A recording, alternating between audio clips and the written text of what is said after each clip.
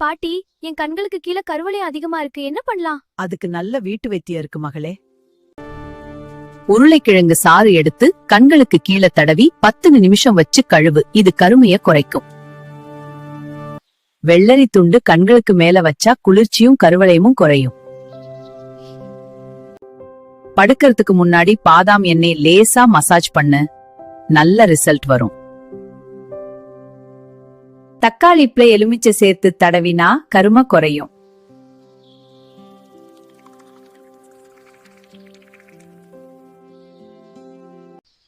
Rose water பஞ்சில் நனைத்து வச்சா கண் சோர்வு போயிடும்.